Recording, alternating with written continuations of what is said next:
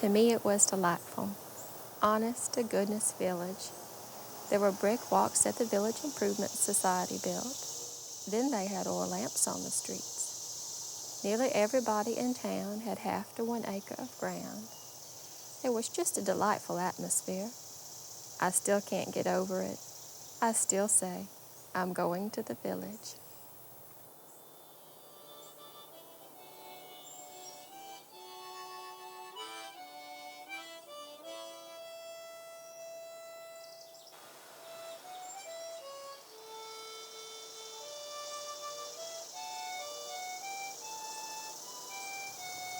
Everyone in Falls Church used to have a front porch.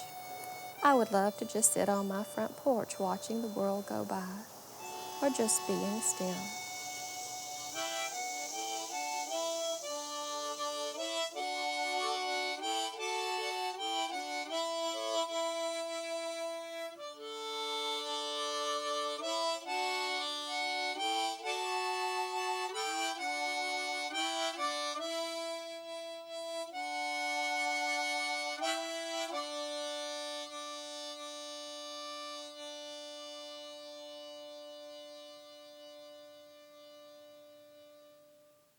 Hi, I'm with Greg and Ann Cox on their new porch that they were nice enough to invite me onto today, and we're going to talk about their porch, where they just added to their house, and porches in general in Falls Church, which is what this segment's about.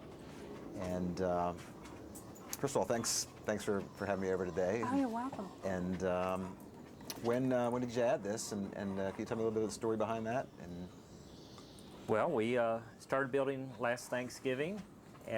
We're not really quite finished, but we're almost finished. Certainly out here in front, it is finished. If you were to see the back, you might notice one or two things that still need to be done. Mm-hmm. The porch itself, though, I think is blended in very well. I mean, it's not just with the house, it's with the whole neighborhood. Yeah. And how has that changed both your relationship with the neighborhood, and I guess you spend more time out here than you would have previously just standing around in your front yard? Well, we do.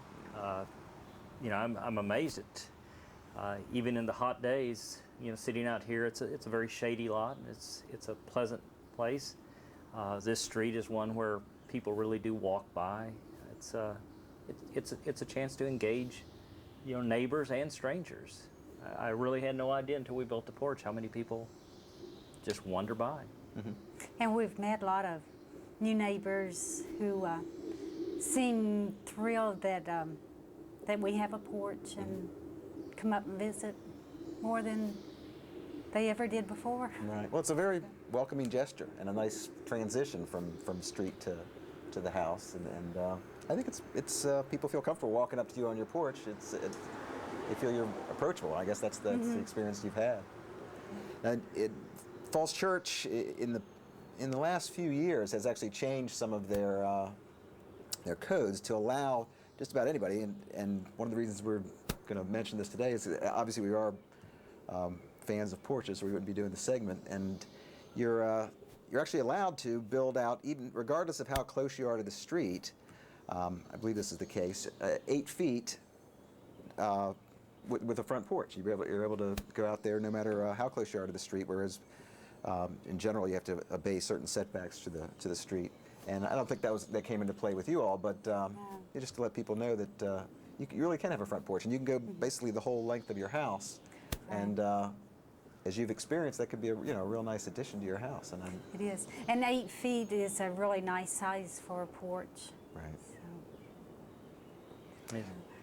Yeah, the proportion of this just seems, I don't know what design principles you might use, but it just feels right. It feels comfortable. The dog likes it. Yeah. She also likes to sit in the yard. And smile for the camera. So how long have you all lived here? We've been here 11 years. We were gone for a couple years. The nature of my job, I was assigned to Point Mugu in California in the early 90s. We owned the house then. We just rented it out. Had some very good tenants. Still live in the general area. And then we came back in '93 and have been here ever since. This is where we raised our family. Yeah. The kids are off at college now. And have you, in your traveling around the country, another place you've lived, have you had a front porch? Maybe not as nice as this, but have you? Well, other than the porches that might allow the person coming to the door not get wet, we really have never had a porch where you could sit out and take in life. I mean, this is, I think, reminiscence of Grandparents. visiting grandparents, of a older time. It's very pleasant. I can certainly see the draw of it. It's just a nice way to spend time. It's a great place to sit out and read the newspaper. It's a place to just sit out and talk. Yeah, I would agree with that. And this one worked very nicely with the rest of the house, and it was part of an overall addition that you all did. Right. And it seemed to be integrated very nicely with the house, and looked like it was carefully considered as part of the overall design. And We put in the ceiling fans, and knowing what we know now, that turned out to be a very good idea. A week or so ago, when it was in the mid or even high 90s here, I mean, of course, we're in the shade. There are a lot of trees. I mean, that's a nice thing about the lot. But you just would not have thought that it was. I mean, it was not unpleasant sitting out here under the fans. And we were out here in the middle and late afternoon. It really is. It's a pleasant environment here. yeah, go ahead. I'm sorry. I was just going to say the fans seem to blow the bugs away too, so Yeah, that would make sense. you're not too bothered by mosquitoes out here. Yeah, you see fans, and that's in keeping with these on some of the older porches. You see the fans as well. I saw something in the Post this morning that we had a porch and it had a number of skylights, and sitting here, I was thinking that I really don't need that on this particular porch. Maybe that one was deeper. I don't recall exactly. I just glanced at it. It was in the home section. Of Yeah, I the saw it Post. too. And just those kind of holes in that roof, it didn't feel very porch-like to me, and I think I'm much more comfortable. And there's obviously plenty of light coming in because it's a porch. There's no real walls to speak of. Although there is the enclosure of the railing, and you all did a nice job here, and it feels very. You feel very comfortable here. But again, I think that there's a real strong relationship with the street and the neighborhood that allows you to kind of take it all in, as you said. I don't know what it is about the railing that makes it feel cozy, but in the design or in the construction process, there was a time when the porch was here without the rail, Oh, I'm drinking your and drink. a completely different feel. It just was not the sort of place you'd want to sit. Maybe it's some subnatural fear that you're going to fall off. I don't know. Yeah, it just feels a little safer, and that's the reality too. You can't. It's a safety issue, but also it's just that little bit of containment that I think makes you feel a little bit more secure and a little bit more comfortable. It's just a slight barrier, but a barrier just the same. I think we were very fortunate to have the trees out here. I mean, I don't feel like we're on display to the neighbors or to the people walking by, but yet when they look up here, they can see us, and it's just the nature of Falls Church. You can engage in a conversation, even if it's just a quick hi and bye, or a little bit more. Maybe even invite somebody to come up and sit a spell. Sit a spell. I Sit love a that spell. term. Exactly. That comes up a lot when we're talking about these porches. Yeah, this end of Falls Church has these fabulous poplars that are just they give a great sense of scale to the houses, and they are very sheltering and Right. We had to cut down a few trees that were right up against the house, and that actually did break my heart to cut down some trees, but we still have a bunch. There is a bunch here. So, and we were able to save this one right here. I'm a very symmetrical person, and I wanted the door smack dab in the middle of the house and everything very symmetrical. But if we did that, we were going to have to cut down that tree. So I acquiesced and moved the door to save a tree. We were talking about that the other day. I think from the porch perspective, if the doorway was there and that was open, I don't think this porch would feel as cozy as it does. It's nice to sit back here Yeah, the traffic's over that end, and we're down here at the Right. still, more quiet end, and this is where you sit and that's where you walk. I think the that's porch pretty turned good. out nicer. We saved a tree. And Pretty good actually, I story. like the way the access to the house is better too. Yeah. Well, I think it's a very nice project, and I'm sure you all are going to enjoy it a lot. And you just Yeah. got started, and I'd like to thank you again for having me by. And I'll come back anytime. I certainly will. Thanks.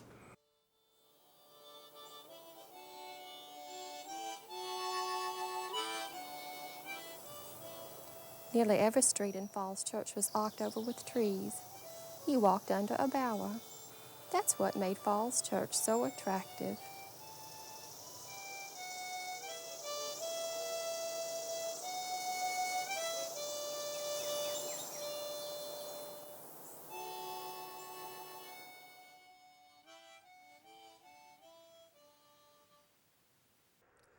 Well, we're here with Barbara Cram on Little Falls Street, 315 Little Falls Street to be exact, at the Specimen Ulmus americana, also known as, White elm or American elm, or river elm.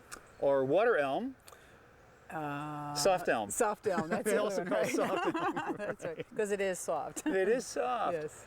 But bark is very the elm soft. tree has just been real special for hundreds of years. The stories about elm date back to over in Holland, where they held back the ocean, Right. or the dikes. majestic elms over in England. But in America, this is where the Native American Indians would hold council Right. under an elm tree. And then when the peace treaties were made and broken, but generally made, they were often made under elm trees. And then when George Washington was given control of the Continental Army up at the Cambridge Commons, it was under an elm tree. And there's all kinds of human associations with the elm. Generally, when people would settlers would come in, they'd save an elm and build a house under it. So generally, no large elm can grow anymore without a human association. And That's right. you know A lot of something. history. Yeah, you know something about this elm tree, don't you? Yeah.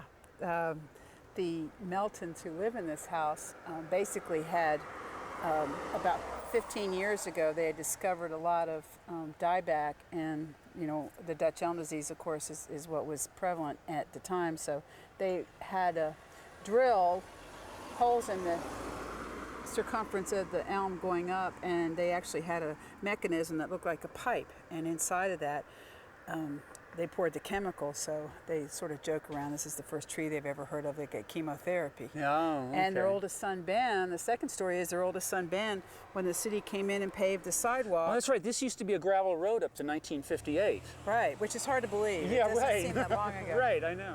When they paved it in the late 50s, early 60s, and then they put the sidewalk in. The sidewalk went in not that long ago, evidently about 15, 20 years ago.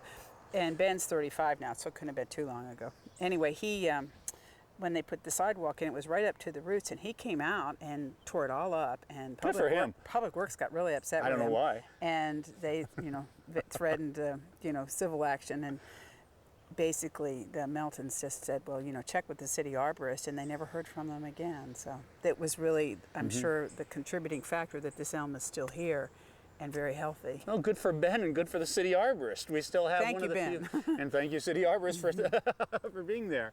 Well, that's a great tree. Well, I have one of my favorite books here. It's called A Natural History of Trees by Donald Coltrose Patey. And It's a great book. Yeah, and the hardback was printed in 1948. Now, I don't think they had paperbacks then, but he describes it. He says, the elm appears like a fountain of vegetation. The trunk as the primary jet gushing upwards and forking as it rises. Then the jets again forking. The fork spreading out and falling as if by gravity in 100 branchlet streams that become 1,000 streamlet twigs and 1,000,000 drops of spattering foliage. What do you think about that poetry? I think it pretty much captures the moment. It's, when you look up at the canopy of the tree, it really does look like little rivulets on a stream where it's broken up by rock, and just the way the tracery of the branches is really very pretty. Instead of going out perpendicular to the main branch, it really just runs parallel. Now you always you see them as street trees or over houses. Right. I guess that sort of defined it. Why? Right, as a meeting place. And they create such a nice arch. In fact, the street trees, the reason they were done, well, was because they're so high, the vase shape, really they met together over the street, and so it made a wonderful, beautiful canopy where the sun just sort of peeked through. And I guess you could have the tallest trucks go through. Yes. Or people walking on stilts. Right. Or 3 horses on top of each other or Exactly, or something a like float that. or something, Or yeah. you could have it grow over a house. You know, Right. you could have your McMansions around here and, grow over, wouldn't touch the roof. Well, and I'm sure in the summer it made the house a lot cooler, so it was really sought as a building Yeah. location, I would think. Yeah, interesting. Well, this is a gorgeous tree, but there's a lot of sadness associated with the Dutch elm. In fact, some of these holes that are in here are not good signs. No. And the Dutch elm disease was discovered first in Ohio, I believe, Yeah. in the 1930s. In America. In it was, America, yeah. right. And it came over on some wood that had the beetles in, and then they No, the eradicated Beatles. it. It wasn't the British Beatles, not the rock and roll group. Right, not No. the rock and roll beetles, but They that were was a little 30 years before their later. time. Yeah, That was an exactly. invasion later. When they came over anyway, they were discovered in Ohio, and it was treated and eradicated, but then it resurfaced again up in New York, up in the Hudson Valley, and Connecticut, and really took a great surge in the 50s and 60s, and it's really been hard to keep under control. So if people discover any dieback on the twigs, any new green foliage falling, that's a sign of Dutch elm. And Actually, we can look across the street. yes, There's, that's right. We 2 had trees. 2. Apparently, when a house was expanded, the roots were severed, and then there were Right. some droughts, and then they let the ivy grow up the The base of the tree. base which of is the not tree, good. and when you see it, there's very little foliage left there, and so that puts this tree at big risk because of the beetles. Right, and if they have this tree taken down, the wood needs to be taken away because those beetles will want to find another food source. Well, this tree has taken on a lot of abuse. I mean, the roots have been severed. It's got Dutch elm, and yet it still lives. Well, it's recovering. I think the others, we could say, basically have bitten the dust. And the owners, I think, from one we were just talking to, has to put in about $300 a year Just to keep it. just to keep it alive. But when people have an elm tree, they really love their elm because you cannot find another tree that has replace this vaulting majesty. Right. You just can't find one. You can't grow in our lifetime, that's for sure. Now they have another kind of elm that's come along. They've cultivated called the Liberty elm. Now I've never really seen one. Have you? I haven't had any experience with the tree. I know that they have these test gardens where they try and grow large numbers of them so that they can, so that just one tree is telling them all they need to know. They really Right. look at, the overall experience. Well, I sure hope that people drive down Little Falls Street, just south of Great Falls, and come to the site at 3:15, and right on the road, you'll see one of your Actually, on the sidewalk. on the sidewalk, growing out over it. In fact, you have to walk into the street to get around it. Thanks to And, Ben Melton, right. Right, and the threat by the city arborist. Yeah, we still have this magnificent vaulting. I wish I could say all the things that Patey says. American elm, river elm. White elm. I guess that's because the bark is so light. Yeah, It has that white coating on it. let's all It's beautiful. give our best thoughts. And it has a little. These leaves here, by the way, are not the elm. This is a what's that? This is a redbud. All right. So this is a little tree growing around it, lest we think that's the branch. Well, Barbara, thank you. That was fun. Thank you. Yeah. It's always a pleasure. Yeah.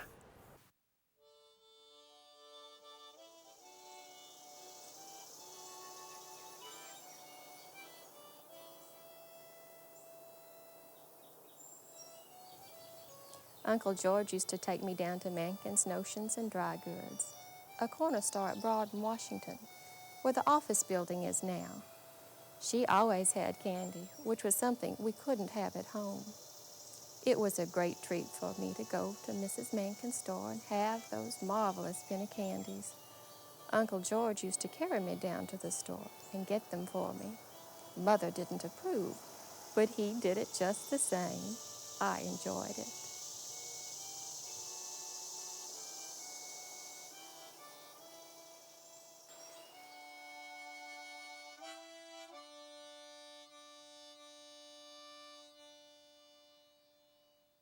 Hi, today we're going to visit Point of View Eyewear, where they have the famous before and after pictures. And I'm hoping to have a complete overhaul from this before to an after. So let's go. Mike, are you here for new glasses? Yes, sir. Would you like to get a new look?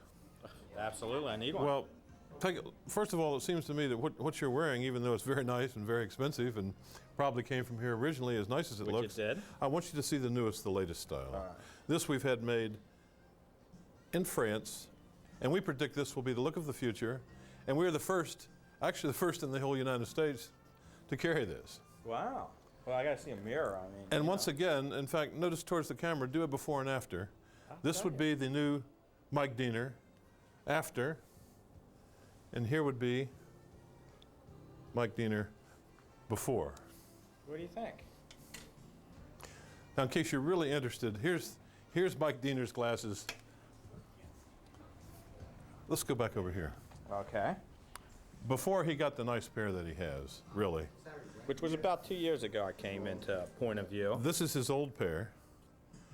And this is the look that was responsible for him being very slow in his office. And since getting I've never been slow. And since getting his new after look, Mike is so busy we hardly ever see him anymore. But we had a lot of fun with Mike, and actually he was one of our first in the newspaper series of before and after shots. And in fact, he was the first one here in Falls Church, and we've been running it every week since then for 3 years now. Yeah, and that first time I came in, I think I got 2 pair of glasses. Yes. Some racquetball goggles. Racquetball goggles, that's right. Swimming goggles. Right. And some wraparound sunglasses. I mean, for biking. He really took advantage of everything. Yeah. And that enabled us to advertise in the Falls Church News Press for the next entire year. But let's look at some. Should we go through that kind of what you do with What about shapes and clients? faces? Yeah. Well, if you were coming in for new glasses, I would say, hey, Mike. I need a new pair, by the way. Do you? Yeah, it's been a couple of years. What's new is most frames have these magnetic clip-ons. Polarized Magnetic. polycarbonate clip-ons. Take off your glasses. Try this on. Let me help you. And I think black would look nice on you. Take a look in the mirror. Can't see. Notice how small they are. Your eyes are centered in the middle of the lens. That's the look we're after. However, the pair you got here a year or so ago, being brand new, they still look good on you. But I think for a second look, It's not the glasses. It's a subject. I think for a second look, it would be nice to have something in a darker color. And then how do these work? These are magnetic. Actually, as you're driving along, So they're not clip-on anymore. you just flip them off. Is that still considered clip-on Well, they or magnetic on? magnetic on. See, in my day, the clip-on wasn't cool. These are new. We're one of the first around to have this line. That is. The magnetic polarized clip-ons. And we use a lot of them. Lots of the men's frames have that. How about women? And Women men. don't get. No, yeah. both. Yeah, Uh-huh. both. Right. But you don't carry my favorite line anymore, Which is that? the diesel. Well, actually, they went out of business. Ah. They did. Now, here, let me show you this. You know, sometimes the designer names like Gucci and Christian Dior and all these neat names, they're all from Europe. This is Gucci's newest rimless. Notice how rectangular it is? Kind of close to what you have. There's one I want you to try. This is the latest, newest from Austria. These are made in Austria, a cobalt titanium material, very flexible. Oh, cool. No hinge even, and they sort of just cling. You don't even know you have them on. Wow. And in Europe, this is a look that's very, very popular now. Rimless glasses are back in style. What do you call this? The cling look? Well, it Isn't that like clings. being married? Oh no, just. You don't even know you have it on. Very lightweight, It is. holds its adjustment. Wow. You don't even know you have them on. And they come in lots of different shapes and colors. And they're made by the famous Silhouette people in Austria. They're kind of the Rolls Royce in the optical field.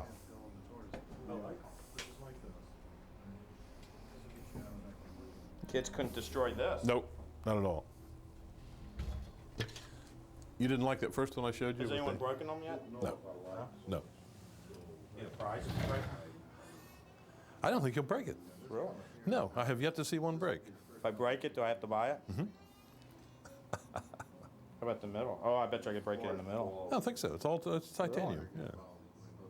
Both of these are really high quality. Cool. Yeah, you know, I can. Wow. You can see with them. All right, I know you got a whole line of kids eyewear too. We have kids down on that end, a whole bunch of stuff. You want me to show you? Sure, I got kids. Here's kind of the neatest, I think. And with kids, you can get clip-ons too. I don't see one out here, but Well, kids I are haven't into. seen Haley in your... Kids are still into bright colors. And I'll show you one that Haley wears, one of her favorite. It's blue with a hand-painted little flowers on the corner. Haley and her friends from St. James School wear a lot of these. And we love doing kids, and we have 2-year warranties on all the kids' frames. Most of them have spring hinges, and we don't have problems with them. We do a lot of kids. Where's your sports stuff? The Mickey Mouse line, sports glasses, swimming goggles, racquetball glasses, the new Dakota Smith line. What was real nice was that... Fendi has one of the nicest collections in the world. But you know, we have a lot of fun too with this system here, Mike. You can sit down, be trying on glasses, and we can photograph you and have you on the screen. I don't think it's on right now. And have a picture of you on the screen with one pair of glasses and another pair of glasses so that you can see both at the same time, which, if you have trouble seeing in the mirrors, lets you see what new glasses would look like. We also have the complete Nautica polarized These are hard to get in sunglass. your pocket, though, without someone seeing it. We're watching you. You don't have any surveillance cameras in Oh yeah. Okay. Notice how many of these come out now with clip-ons. The hot thing in eyewear now is with custom-made clip-ons to fit each individual frame. That is nice. Well, what else can I tell you? Have you met Bill? I'm trying to figure out what that was. Have you met Michelle? Stand up and bow, Michelle. Michelle goes to University of Tennessee, and she's here helping us. And she's Volunteer? really good. Well, she said if she didn't get a raise that she felt like she was a volunteer, but she's been a real asset to us. She's sort of streamlined things around here this summer, and we're looking forward to her returning what kind of whenever case she's not do in you school. Any kind you like. See, we especially got one today for you. I like the red. That's... California Leather Company makes these. Now, these are real animal skin, right? No, we would never do that. Simulated. California leather is actually, it's not really leather. It's the old Zippo effect. That's kind of neat. I like that. Let me see that one. How come I didn't get one like this? They just came in this morning. Ah. But let us give you one of our special cleaners for anti-reflective coated Oh. lenses. Mike, did you see our award? Wow. Catholic School Business Partnership Award presented to Point of View. We won the grand prize for the Catholic Business Network of being the most supportive business. Isn't that neat? Well, I personally like And actually, this one. well, we were really happy to get that. Now, you are aware of who the 1999 No, who's the Business Person of the Year is. Who is it? It was you, wasn't it? And Jim's going to be the president of the chamber next year. Well, you know, on the Business Person of the Year, they let me select who it would be since I had been, and I figured it was time for you to have it, and that was it. That's great. Well, thank you for showing us around today. That's good. Here comes a customer, a live one. Come in, sir.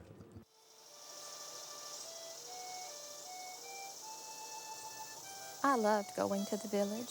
Everybody knew everybody. I would say, "Hello, Mrs. Brown," or "Hello, Mr. Hawkshurst," and they would all know me and my kin.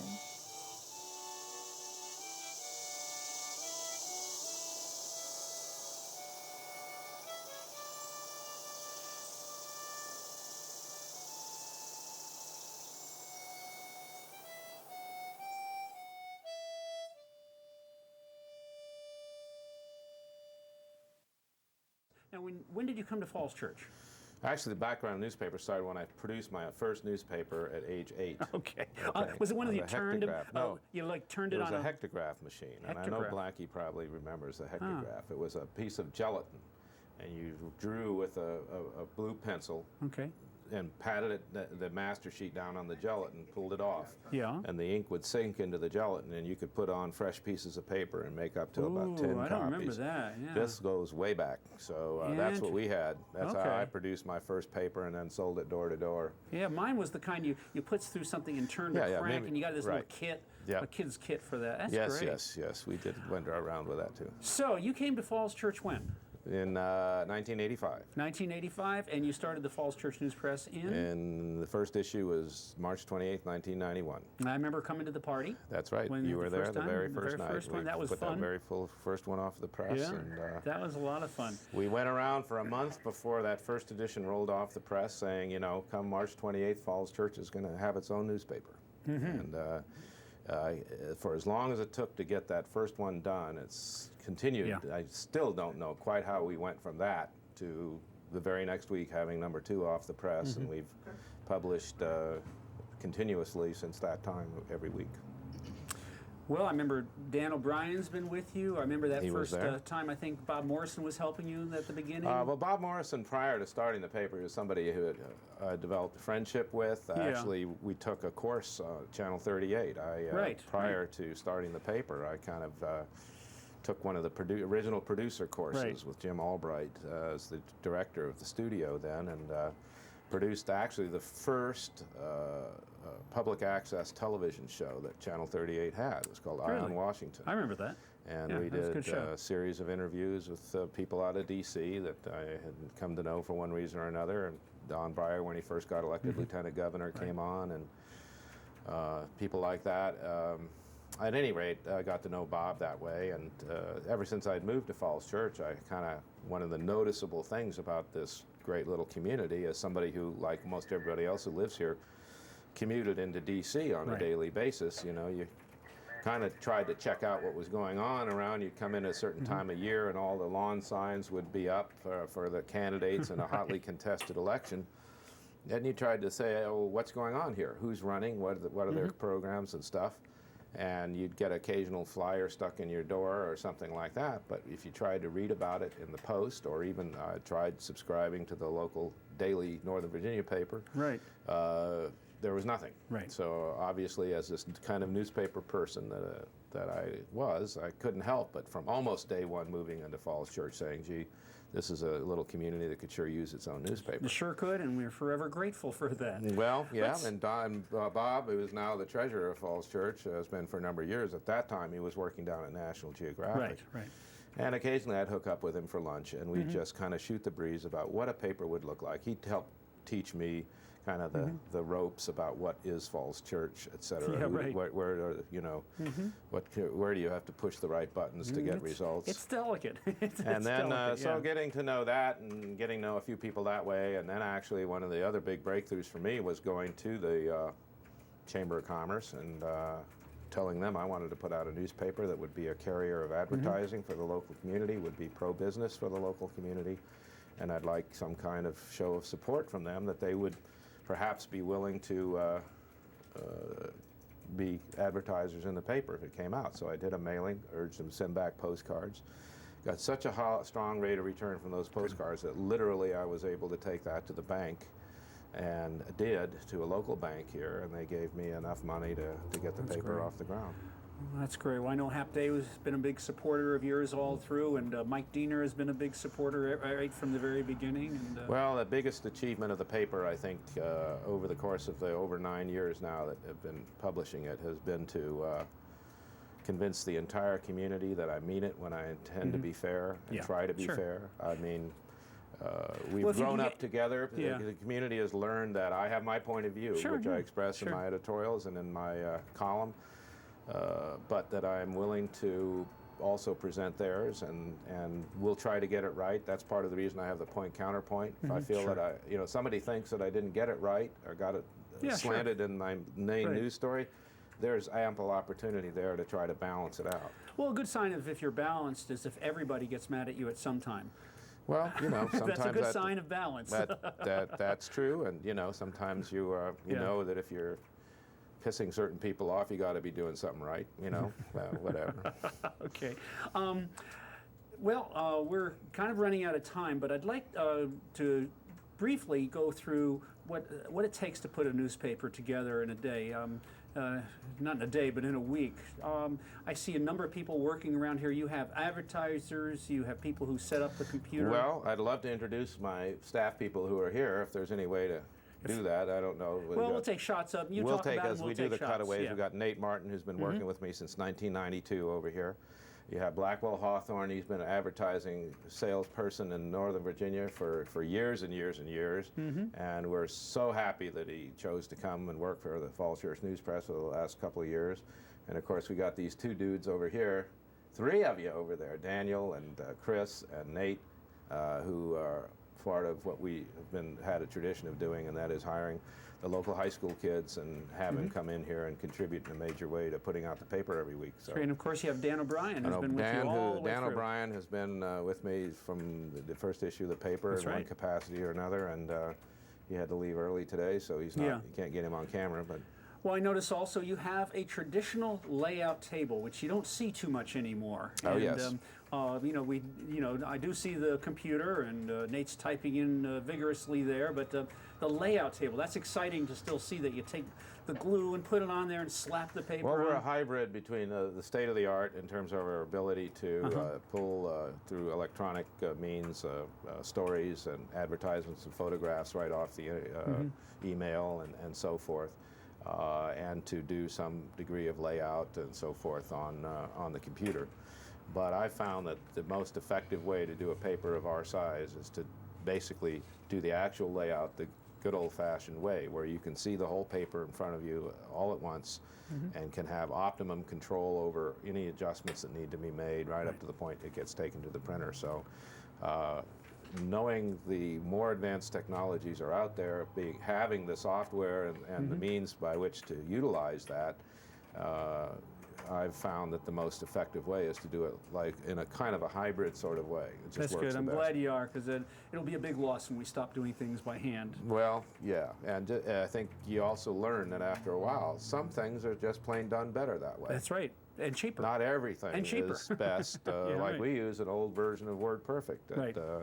Some the newer versions, as others are, by the way, I'm learning in the professions of finding the same thing is true, that not always the latest version of a word processing program is the best. So. Well, Mick, thanks for being our familiar face. You are the most familiar face, that's for sure. And thank you from the whole City of Falls Church for doing this. And I well, hope Dave, you keep doing this for decades. you're a great person to have around Falls Church too, and I hope the citizens here appreciate everything you do for this community.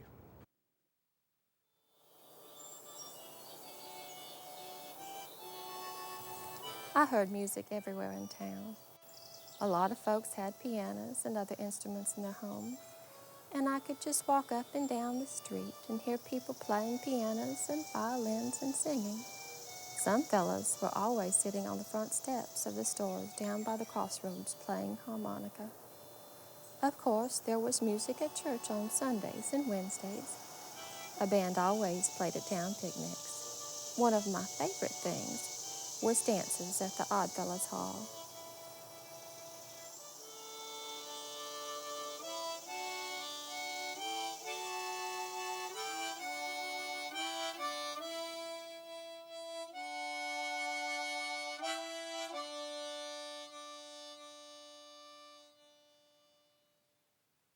Well, Jim. Hi, David. Hey, so who would have guessed that 8 years ago in 1993, when you and I got together and said, let's do something, it was your idea.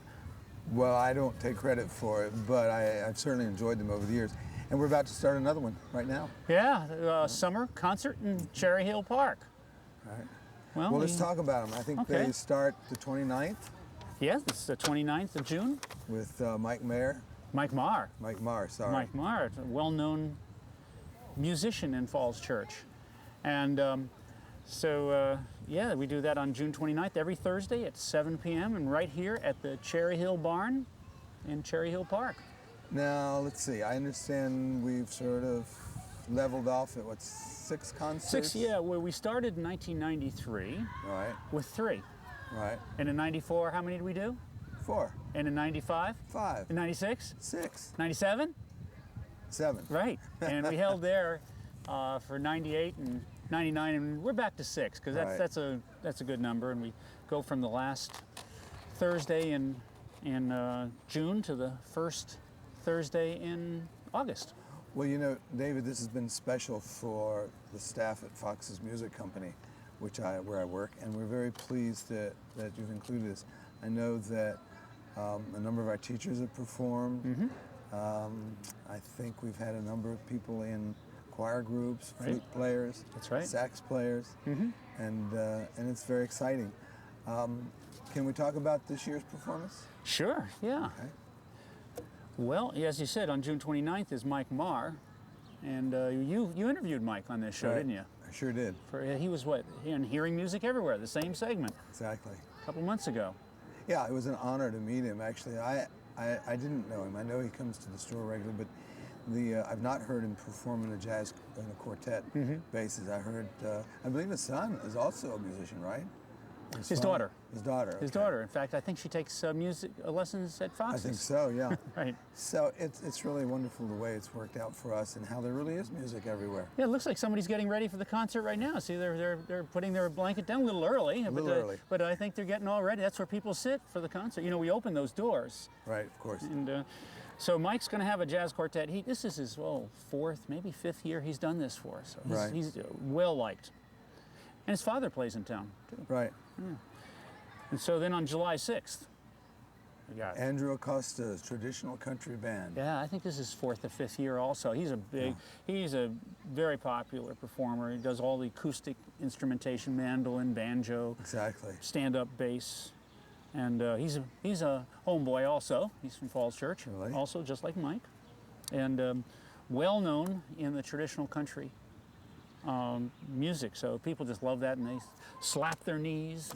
David, you've done a lot to help this city and to make it a fun place to live with the improvements. And one of the things, if our audience doesn't already know, or if they haven't attended, is that here in Cherry Hill, we're able to provide entertainment for people in the Sunrise community. I think it's just wonderful how they participate. You'll find 50, 75 of our old folks with their Yeah, sure. folding Yeah, chairs that's coming right. across here. And a lot of young kids right at that playground over there. The kids are running all over the place. In one instance, I remember we had to call it because of darkness, and Right.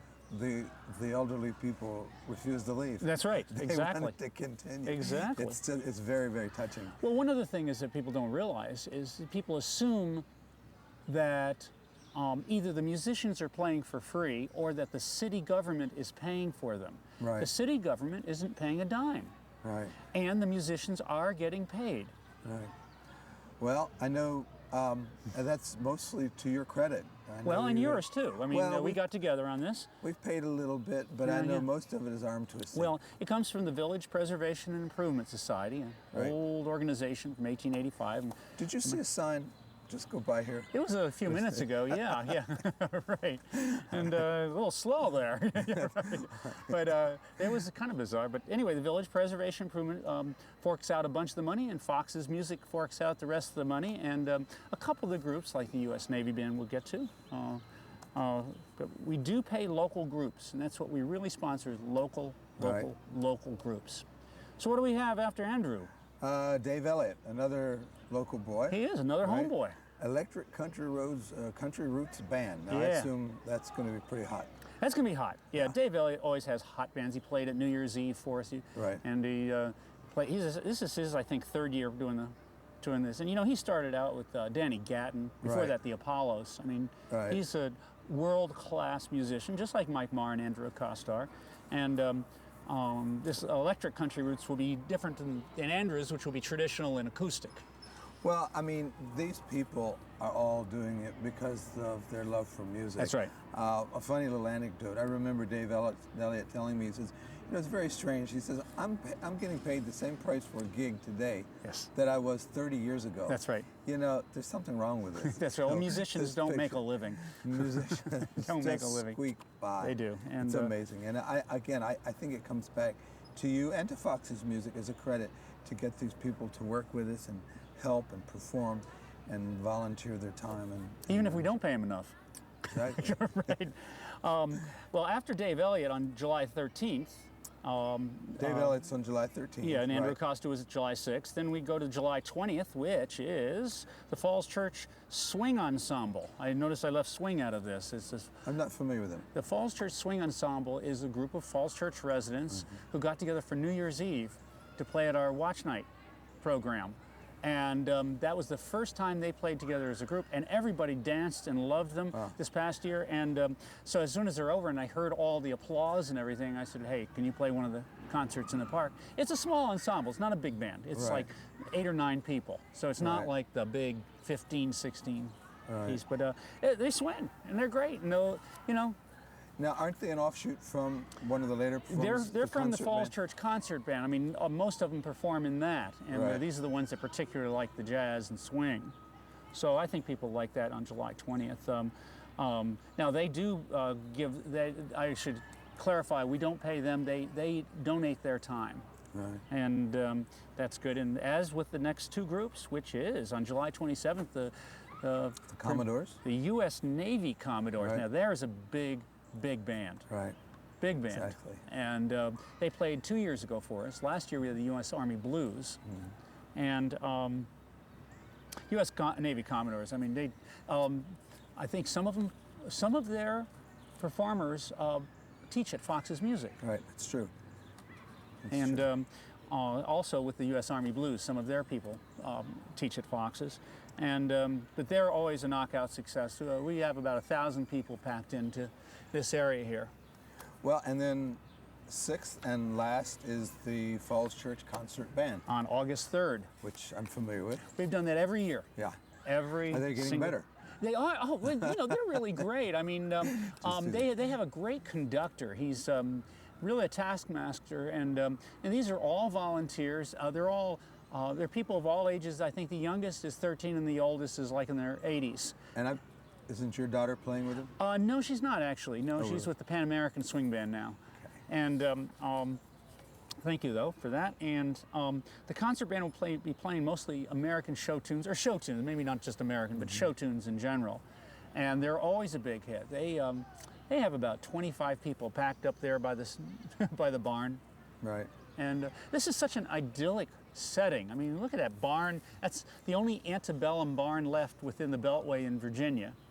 It means before the Civil War.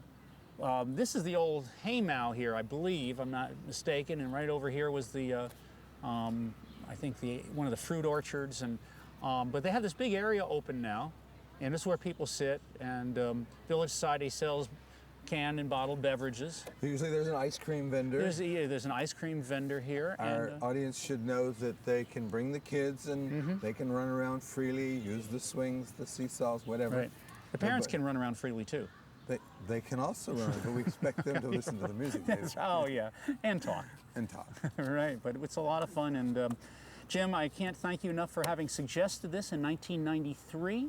Fox's Music has always been a huge benefit to Falls Church, and you particularly since you took over in the late 80s. And the Village Society for sponsoring this with you, and the City Recreation and Park for allowing us to use their facility. Thank you for flattering me, and thank you for being a part of the city, David. Thanks, Jim. Yeah.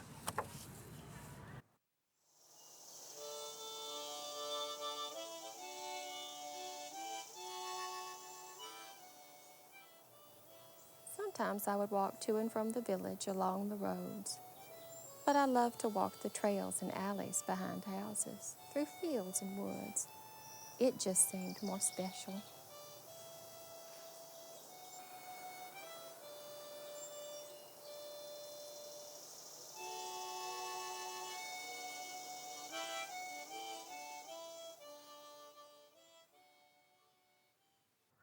Okay, we're at part 2 of the Jefferson Street 4-mile run connector trail that starts on Jefferson Street near Cherry Street.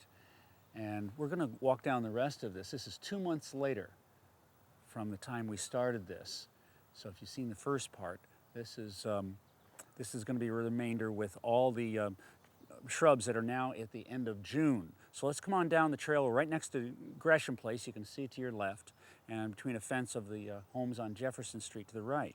So going down this rocky path, we got our Father Gillas on the left and Summer Sweet on the right. Back here we have our witch hazels, and the galls are really coming out beautifully.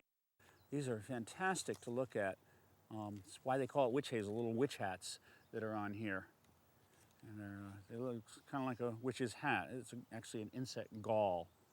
But these are interesting to watch throughout the year. This is a native plant that people get the witch hazel from. That's an astringent. You can get it at the drugstore. I don't know if it does any good, but some of these leaves have 3 or 4 galls on them. That's okay. It's not bad. It's normal for the plant to have those. Okay. As we move on down this trail, it meanders just like a stream. It's a gorgeous trail looking at it from up here, looking down the hill and seeing it snake around. But at the end of June, there's a lot of flowers that are just coming into their own and blossoming, like this butterfly weed. It's just like it says, it's related to the milkweed. You see the beautiful orange flowers that attract the butterfly. Of course, I scared them all away. But these orange flowers will stay out for quite a while. And this is native to this area. Like I said, it's related to the milkweed. Okay, right next to this butterfly weed, the orange butterfly weed, is a beautiful white summer sweet that's just coming into bloom. The bees are loving that, and that's another butterfly favorite also. It has a great smell. That's right over here. There's quite a few of these on the trail. But, this has one of the best smells of any flower you'll ever find. It's called summer sweet. It's the botanical name is Clethra, and Alnifolia or something like that. I'm not good at pronunciation, but everybody should have one of these, if not 20 of these. They're native. They have the best smell you'll ever smell, and they come out in the end of June and then blossom through July. And it's called summer sweet for a good reason. Okay, let's go on back to the trail and go past the hollies and the sweet spires that are past prime now. They've already lost their flowers. That was in early June. And coming by some beautiful flowers. I don't know the names of those. But we're right here by the purple cone flowers, one of my favorite plants, also called echinacea. A lot of people go to the health food stores and drugstores and get tea and et cetera made out of this. But these are native, and butterflies love them. And they're just right along this path. And they're going to really be spreading. Once you get them in the ground, they spread quite rapidly, and they're beautiful. These have a very subtle sweet smell, nothing like summer sweet that's real strong. This one is subtle, but when you put your nose right on it, it's grand. Now as we go down the trail, meander down, we come down to the feeder trail that goes into Gresham Place, little gate there, and there's a no bicycle sign here. It'd be crazy to take a bike down here, but we have our oak leaf hydrangeas, another native plant. It's not native to right here in Falls Church, but it's a Native American southern southeast plant, and it is a hydrangea. It's one of the native hydrangeas, and it grows up to about 6-8 feet tall. It gets huge, and so these are still young, and they're just coming into their own now. They're just about to go into full blossom, and they're gorgeous trees. I love them. We have a lot of them at Cavalier Park, Trail Park also. Right across from the oak leaf hydrangea and the no bicycle sign, across the trail, is this beautiful eastern white oak, Quercus alba. And it grew originally in the forest that was here before Gresham Place was built. So it doesn't have a wide canopy. It's a forest tree, has a thinner canopy, but it's got a beautiful trunk and beautiful leaves on it. And interesting, right at the base of it, you see growing out a little sassafras over there, baby sassafras. And those are fun trees. Look at the leaves on them. It looks like gloves, like a gloved hand. And that's a real popular tree for making sassafras tea out of its roots, but not one that small. Okay, going past the no bicycle sign, let's go on down the hill. Let's meander down this trail. And when we get to the big American beech tree, that's on the left, it's a gorgeous specimen, American beech. The trail splits off. It's at the end of the fence along the right here. And there's a dirt trail that goes off to the right into the pine woods. We come around this bend. We're just passing the end of the first tier of Gresham Place townhouses. We come around a sharp turn right here, underneath the little cherry tree. We come past a big tulip tree. And what we do, we come right to the very end of this pathway. And for some reason, it just stops as soon as it goes past Gresham Place. And we enter the floodplain, and it's a muddy trail. Now, the floodplain is overgrown with a lot of invasive exotic plants, meaning they're not native to this area, and they take over and choke out the others. But there is one really great native plant over here I want to show you. It's just on the other side of these multiflora, rose, etc. Honeysuckle is a touch-me-not. This is a great plant. It's of the impatient family. It's got an orange blossom right now, and it's called touch-me-not because when you touch the seed pods, that'll be in about, sometime middle of July, I believe. If you touch them, they explode on you. They don't hurt you, but I guarantee it'll make you jump back. And that's the way of spreading out the seeds, is that when anything rubs against it, it throws the seed, it explodes the seed out of the pod. Now, the local Algonquins had said, tribal people who lived in this area, always used touch-me-not whenever they got poison ivy. They didn't have calamine lotion. So I've never tried it. I don't know if it works. There's a lot of poison ivy in this floodplain, so it might come in handy sometime. Touch-me-not.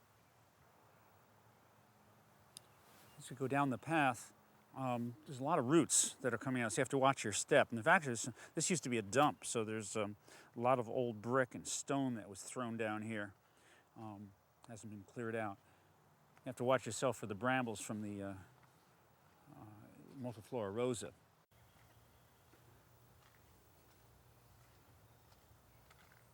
Come up, you notice how wet this is right here. And this is the floodplain, so if you're coming down right after a rain, you better be prepared to either get wet, muddy, or try to walk through the thicket, because this gets pretty sloppy in here, but we're just coming up to the 4 Mile Run Trail. Let's go on up to it now. We have two different kinds of ground covers here. The first is poison ivy, which most people recognize has 3 leaves. It is not serrated. You don't have those little jagged edges on it. It looks relatively smooth, a little bumpy, but relatively smooth. It can be almost any color, so don't say it has to be a shiny or anything. It can be light green, dark green. It can be a reddish, purplish colors, all kinds of different colors it can have.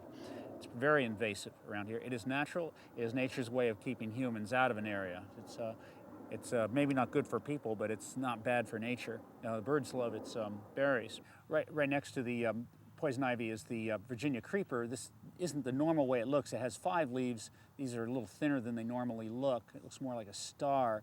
But anything with 5 leaves generally, or many things, not anything, but many ground covers around here with 5 leaves is the Virginia creeper. And it grows right near the poison ivy, interspersed a lot of times. So you have to be kind of careful if you're wading into something you think is Virginia creeper. There might be poison ivy with it. But let's go back and look at the where we're heading. When we come to the end of the trail, the 4 Mile Run Jefferson Street Connector Trail, we come to the 4 Mile Run Trail, which is the subject of another show. This trail, 4 Mile Run, will lead you from Gresham Place on the west going toward the east on Van Buren Street leading into Arlington. So thanks for the show, and see you later.